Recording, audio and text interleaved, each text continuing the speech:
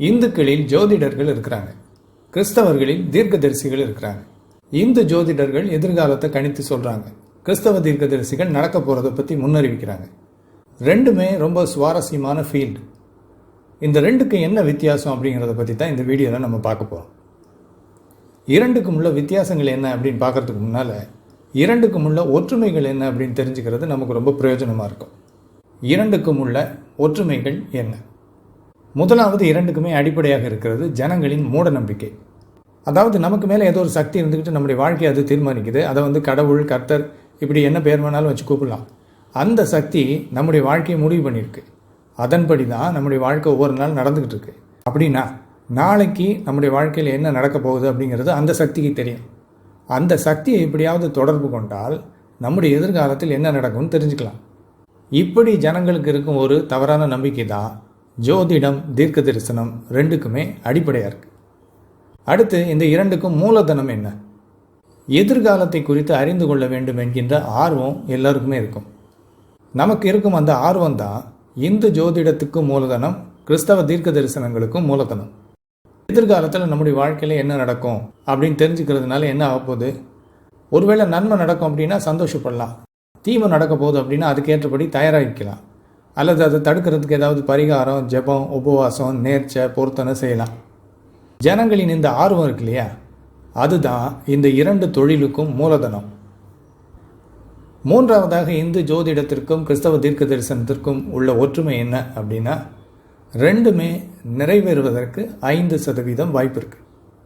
இந்து ஜோதிடர்கள் சொல்லும் ஜோதிடங்களும் சரி, கிறிஸ்தவ தீர்க்க தரிசிகள் சொல்லும் தீர்க்க தரிசனங்களும் சரி, நிறைவேறுவதற்கு 5% வாய்ப்பு இருக்கு. அதாவது இவங்க எதிர்காலத்தில் இப்படியெல்லாம் நடக்கும் அப்படின்னு என்னெல்லாம் சொல்கிறாங்களோ, உதாரணத்துக்கு 20 காரியங்கள் சொல்கிறாங்கன்னு வச்சுக்கோம், அதில் ஒரு காரியம் நடந்துடும், 20ல் 1. இது ஆங்கிலத்தில் ஸ்டாட்டிஸ்டிக்கல் இன்னவிட்டபிலிட்டி அப்படின்னு சொல்லுவாங்க. அதாவது புள்ளி விவரங்களின் அடிப்படையில் பார்த்தீங்கன்னா சில காரியங்கள் நடந்தே ஆகும், அது நடக்காமல் இருக்கிறதுக்கு வாய்ப்பே இல்லை அப்படிங்கிற மாதிரி இந்த உலகத்தில் சாத்தியக்கூறுகள் இருக்குது. உதாரணத்துக்கு அடுத்த வருஷம் தொடங்குதுன்னு வச்சுக்கோங்களேன், 2026 தொடங்குது. அந்த 2026ஆம் வருடம் உலகத்தில் இந்த இடங்களில் எல்லாம் பூமி அதிர்ச்சி ஏற்படும், நிலநடுக்கம் உண்டாகும் அப்படின்னு நான் தீர்க்க தரிசனம் சொன்னேன்னா அது நிச்சயம் நிறைவேறும். ஏன்னா ஒவ்வொரு வருஷமும் உலகத்தில் எங்கேயாவது நிலநடுக்கம் ஏற்படுது. அப்போ நடக்கும் அப்படின்னு சொன்னது நிறைவேறிடுச்சு அப்படின்னு ஆயிரும். நான் கூட கிறிஸ்தவ போதகராக இருந்தப்போ கிறிஸ்தவ தீர்க்க தரிசிகள் எப்படி ஜனங்களை ஏமாத்துறாங்க அப்படிங்கிறத பற்றி பல வீடியோக்கள் வெளியிட்டிருந்தேன். அதில் குறிப்பாக 2 வருஷங்களுக்கு முன்னால், அதாவது 2023ஆம் வருடம் டிசம்பர் மாதம் 26ஆம் தேதி ஒரு தீர்க்க தரிசனம் சொல்லி ஒரு வீடியோ வெளியிட்டிருந்தேன், பொய்யான தீர்க்க தரிசனம். 2024ஆம் வருடம் உலகத்தில் இதெல்லாம் நடக்க போகுதுன்னு கர்த்தர் எனக்கு சொன்னார்னு பொய்யா ஒரு தீர்க்க தரிசன வீடியோ வெளியிட்டேன். அதில் 2024ஆம் வருடம் ஜப்பானில் பூகம்பம் வரும்னு சொல்லியிருந்தேன், கர்த்தர் எனக்கு சொன்னார் அப்படின்னு. அந்த வீடியோவை நான் வெளியிட்டது டிசம்பர் 23, 2023ஆம் வருடம். ஒரு வாரம் கழித்து புது வருடம் தொடங்குது, 2024ஆம் வருடம். ஜனவரி 1ஆம் தேதி ஜப்பானில் நிலநடுக்கம் ஏற்பட்டுச்சு. எனக்கே ஆச்சரியமாக இருந்தது. எனக்கு தெரியும், நான் சொன்ன இடங்களில் ஏதாவது ஒன்றில் நிலநடுக்கம் வந்துடும் அப்படின்னு 2024. ஆனால் ஜனவரி 1ஆம் தேதியே அது நடக்கும் அப்படின்னு நான் எதிர்பார்க்கல. இதை பற்றி நேற்று ஒருத்தர் நம்முடைய சேனலில் கமெண்ட்டில் கேட்டிருக்காரு, ஒரு கிறிஸ்தவர், நீங்கள் 2 வருஷத்துக்கு முன்னால் ஜப்பானில் பூகம்பம் வரும் அப்படின்னு சொல்லி நீங்கள் தீர்க்க தரிசனம் சொன்னீங்களே, அது எப்படி சொன்னீங்க, அதை பற்றி விளக்கம் கொடுங்கன்னு ஏற்கனவே நான் கேட்டிருந்தேன், இது வரைக்கும் நீங்கள் கொடுக்கல, சொல்லுங்கன்னு கேட்டிருக்காரு. அவருக்கு பதில் கொடுத்து நான் ஒரு தனி வீடியோ வெளியிடறதா இருக்கேன்.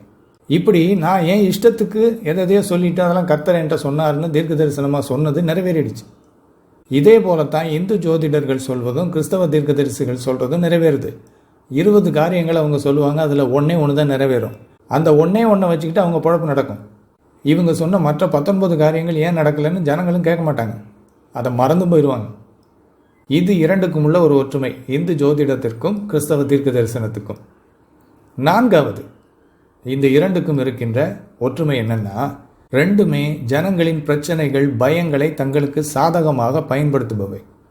வாழ்க்கையில் எல்லாருக்குமே பிரச்சனைகள் வரும். அப்படி பிரச்சனை வரும்போது உடனடியாக மக்களுக்கு என்ன நடந்துருமோ அப்படின்னு எதிர்காலத்தை குறித்து ஒரு பயமும் கவலையும் ஏற்படும். இது சரியாகுமா, சரியாகாதா, சரியாகாது அப்படின்னா என்ன செய்கிறது அப்படிங்கிற ஒரு பயம். இதுதான் இந்த 2 தொழில்களும் வெற்றிகரமாக நடக்கிறதுக்கு முக்கிய காரணம். இந்த மாதிரி பிரச்சனைகள் வரும்போது ஜனங்கள் பெரும்பாலும் இந்த ஜோதிடர்கள்ட்டையும் இந்த கிறிஸ்தவ தீர்க்க தரிசிகள்கிட்டையும் ஓடுறாங்க. இந்துக்களாக இருந்தால் இந்து ஜோதிடர்கள்ட்ட போகிறாங்க, கிறிஸ்தவர்களாக இருந்தால் கிறிஸ்தவ தீர்க்கதரிசிகள்கிட்ட போகிறாங்க. அவங்கக்கிட்ட போகும்போது அவங்க இதுக்கு ஏதாவது பரிகாரம் அல்லது சொல்யூஷன் கொடுப்பாங்க. ஜெபம் பண்ணுங்க, அல்லது இந்த மாதிரி பூஜை பண்ணுங்க, அல்லது பொருத்தனை பண்ணிக்கோங்க, அதை நிறைவேற்றுங்கன்னு ஏதாவது சொல்லுவாங்க. அப்போ இந்த பயம் இருக்கு இல்லையா, ஜனங்களுக்கு எதிர்காலத்தை குறித்த பயம், என்ன நடக்க போகுதோ அப்படிங்கிற அந்த கவலை, இது இந்த 2 தொழில்களையும் வெற்றிகரமாக நடத்துறதுக்கு உதவுது. சரி, 2க்கும் உள்ள ஒற்றுமைகள் என்ன அப்படின்னு சொல்லி பார்த்தோம். இப்போது 2க்கும் உள்ள வேற்றுமை என்ன? 2க்கும் பல வித்தியாசங்கள் இல்லை, ஒரே ஒரு முக்கியமான வித்தியாசம்தான் இருக்குது.